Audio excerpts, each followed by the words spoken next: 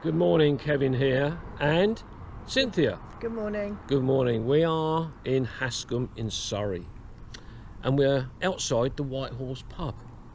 We have got to head up this way, just up there, and we are in search of an Iron Age fort with a modern stone circle, known as the Dragon Stones.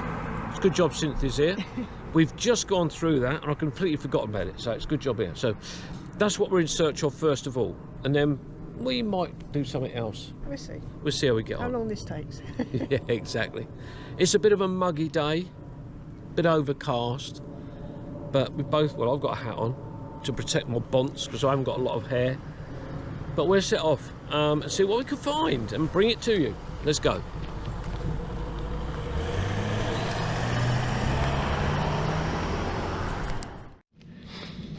Cynthia and I have just walked up this lane, very short distance from where we started from, but what I wanted to do is just show you this. Look, we've got these fields in front of us with a view down onto the church there, which is rather lovely. We have turned off the path just down there, what, 20 yards down, and we've come up into this lovely shaded beach lined footpath, and the temperature has dropped hugely since coming underneath here, which I'm glad about because I'm absolutely, shall we say, sweating or perspiring? I'm glowing. You're Cynthia's glowing. But yeah, so we've had a look at the OS map, and when we were at the car we didn't quite know which way to go, so I had a look at the map and I made the decision about going up past the pub, behind the pub, and then, but we have found the right hand turning to the public footpath, but a huge distance further on than what I thought it was going to be.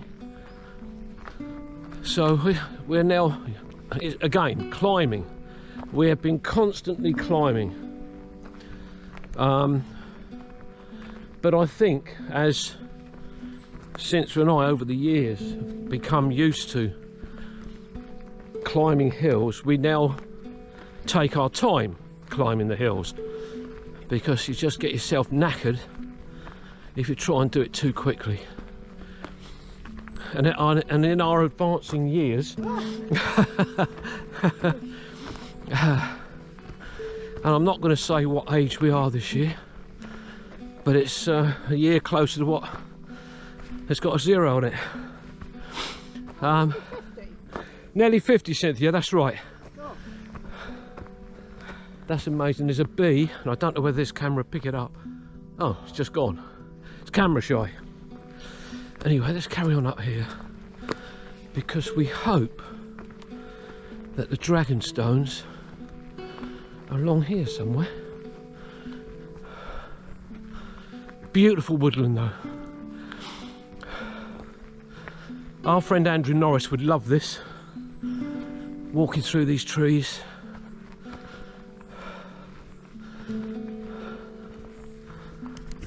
Well, just stopped briefly because we saw a view. Cynthia said about coming up a bank which is just behind us, underneath these wonderful trees, the beech trees, but we've seen away in the distance, just over there, is Dunsfold, and that's Dunsfold airfield, and it looks like there's a huge old 747 on one of the runways down there.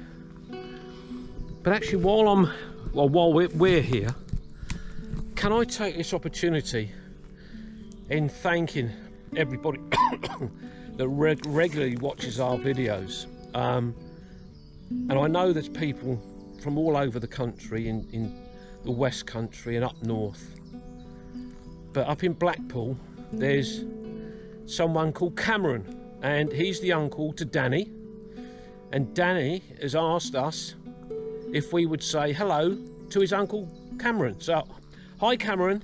Hiya. Thanks very much for excuse me, thanks very much for watching our videos, and can we ask that you spread the word Cheeky. Yeah, just cheeky.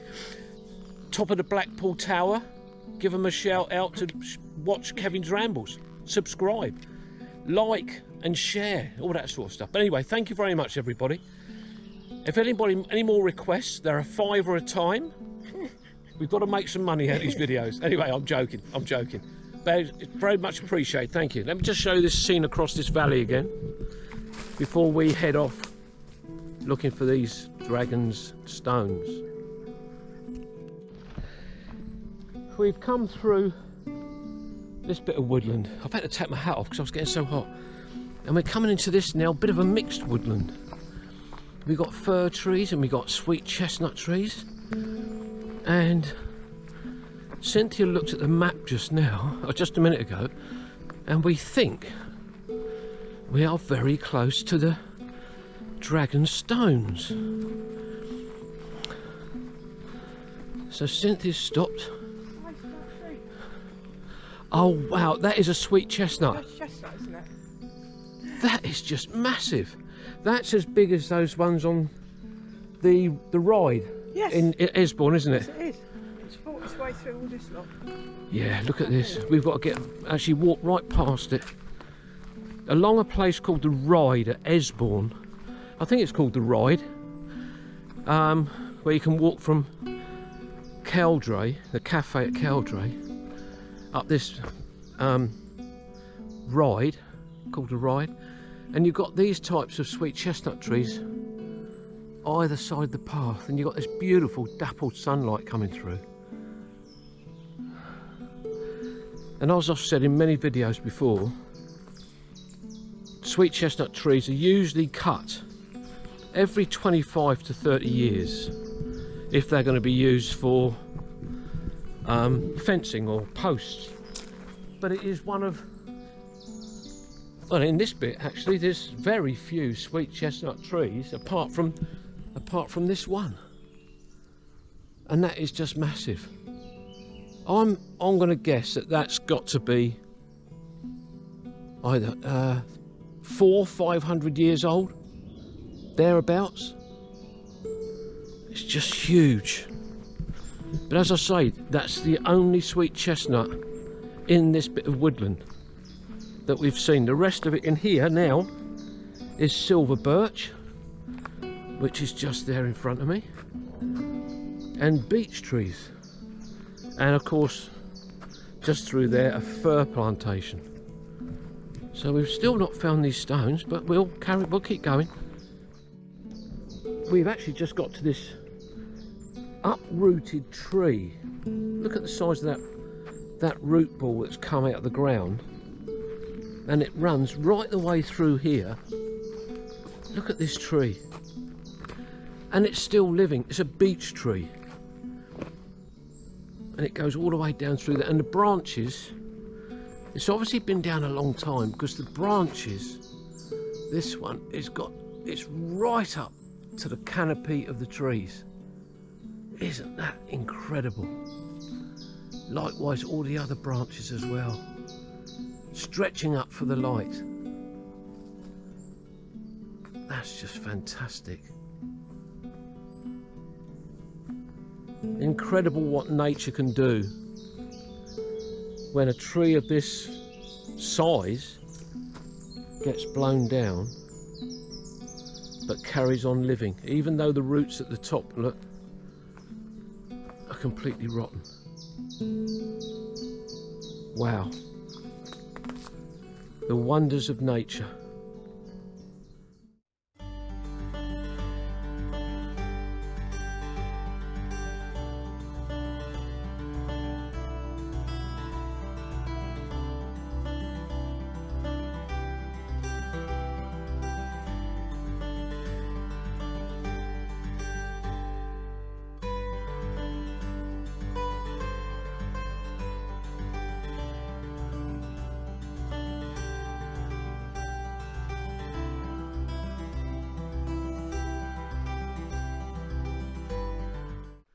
Well, according to the map,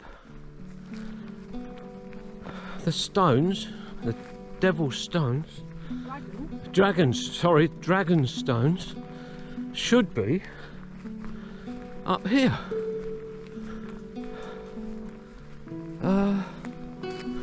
Nothing to our right, and nothing in front of us to the left, which is all very strange. Cynthia says follow her.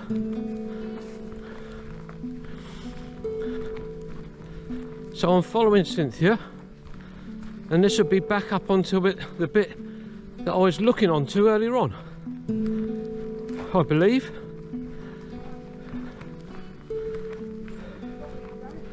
Oh right, okay.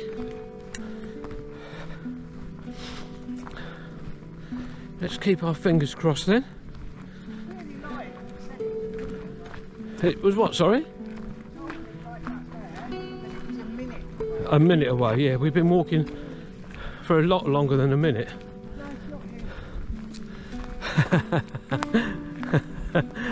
And do you know where we are?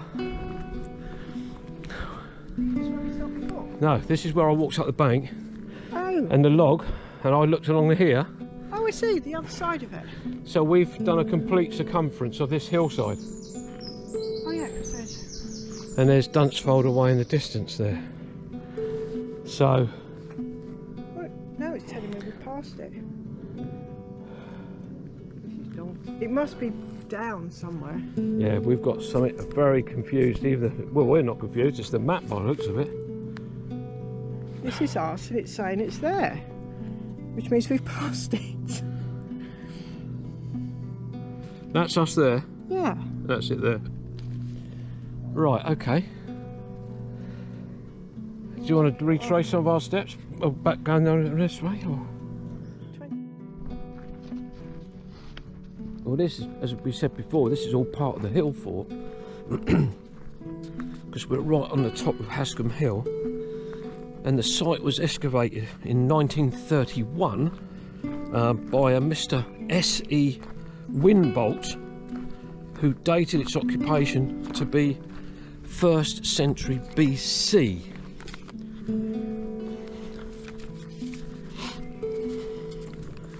The hill fort encloses a thickly wooded area, as you can see all around me. It's very, very wooded around here. It's approximately 6 acres. The sides of the fort, which were naturally very steep, as we saw as we walked round, were scarped at the top to make them almost unsaleable. So let me just have a little bit of a wander along this path here. Encircling the crest of the hill is a defensive ditch which is 5 feet deep. The fences are reinforced on the northeast side with a strong line of ramparts and ditches broken by single 80-foot long entrance passage. But this is just giving you a much better idea of what this hill fort was like by me wandering down round here.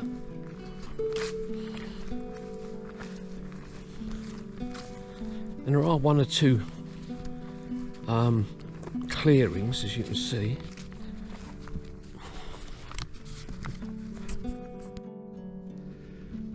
This gives you a better idea, because this is the open area of the hill fort. In the early 19th century it became an important naval telegraph station using a mechanical form of semaphore to communicate with Netley Heath in Surrey on one side and Blackdown in Sussex on the other, a chain of which stations link London and Portsmouth.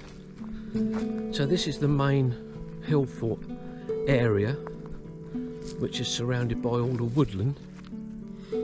The height of Hascombe Hill is 644 feet. So as I say, that gives you a much better idea by walking around this footpath to give you an idea of what the hill fort was actually like.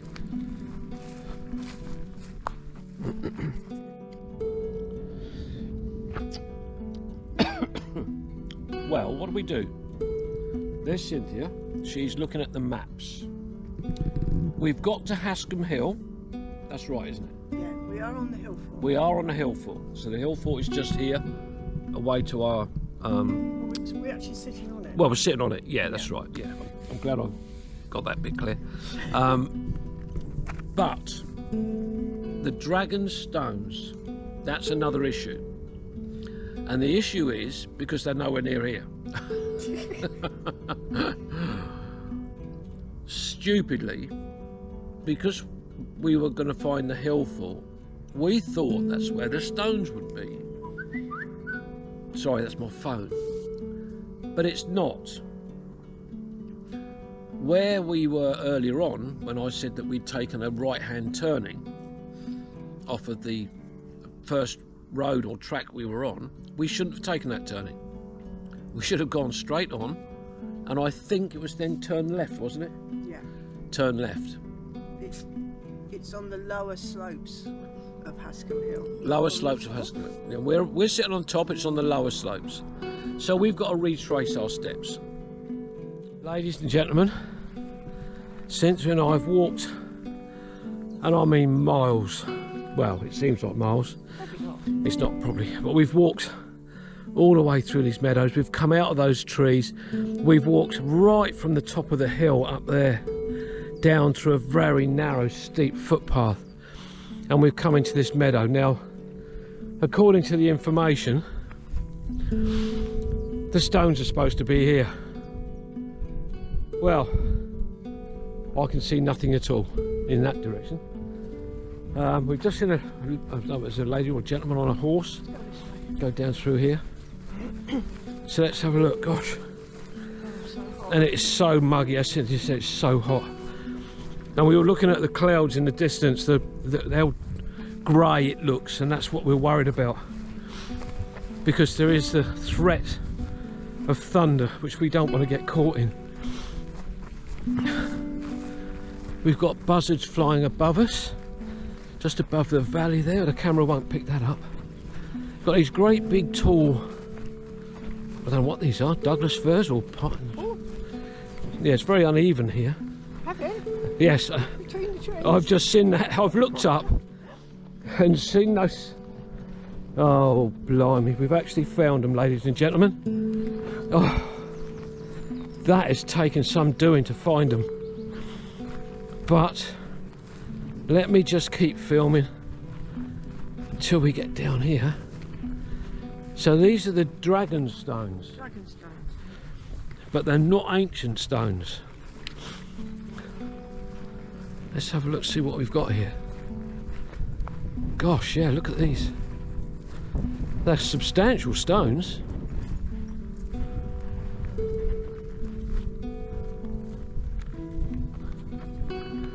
Quite big, aren't they? Look at these.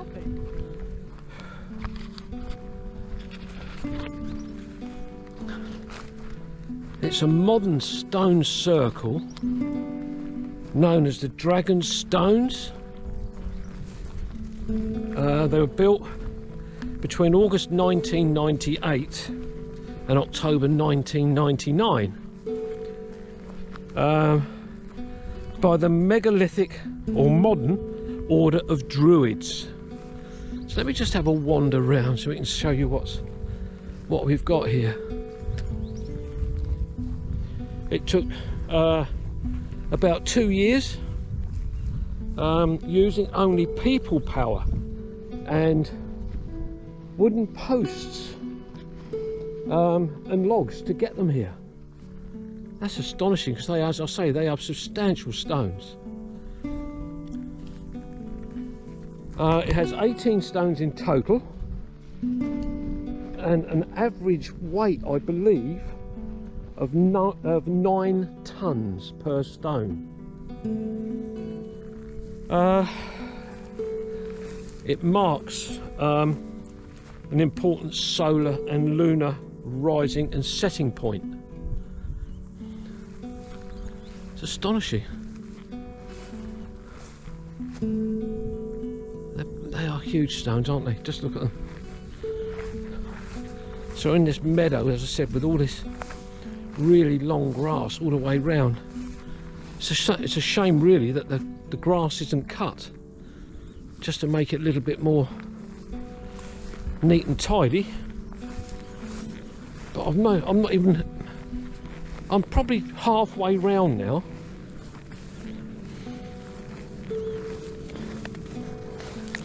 But I've got to be honest, I'm so glad we actually found them, because I was at the point of giving up and giving up looking for them.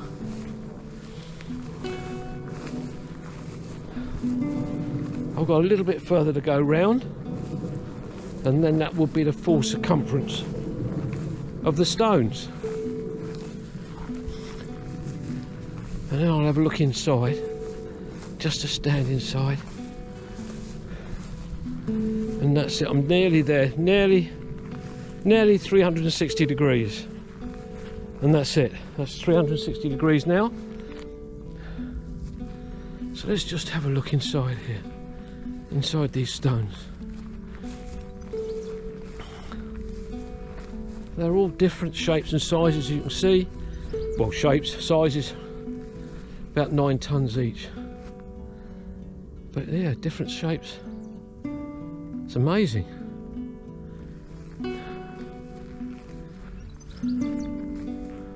I can certainly see why they wouldn't want to put these stones any further up on top of the Iron Age fort, because that is way up there in the distance. But yeah, it's fantastic. So pleased we found them. But look at them, huge. I don't know if Mark English, our friend Mark English, has been here.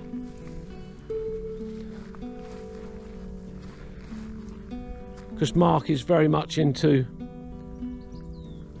different forms, these particularly stones, places that he's been to. But you've got the views are just beautiful, they're stunning right the way round. Wow.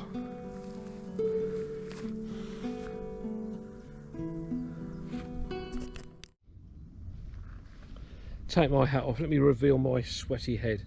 Lovely. Horrible, isn't it? Lovely. Yeah. Well, Cynthia and I have got to the Dragon Stones, and we were rather relieved that we found them. It's been a bit of a trek, hasn't it, really, one way or another, but never mind, it's what it's all about. We get the content for the videos, and this is one of the reasons why we came out today, was to get these stones. And we're just slightly concerned about the weather. The clouds are building up a little bit, and we've got quite a walk to get back.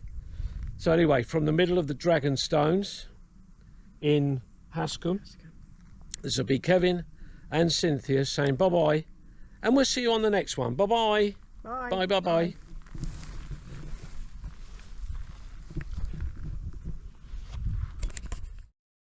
Hello, my name's Andrew Norris, and I'm standing in a wood in Croatia.